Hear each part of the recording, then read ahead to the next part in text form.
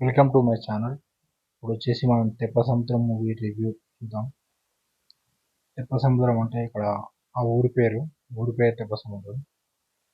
ఇంకా వచ్చేసి స్టార్టింగ్లో ఒక హీరోయిన్ వచ్చేసి జర్నలిస్ట్, హీరో వచ్చేసి ఆటో డ్రైవర్.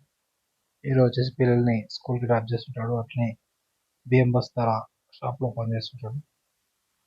అయితే అక్కడ గజ అని ఒక డ్రగ్స్ సప్లై చేసే అతను ఉంటాడు.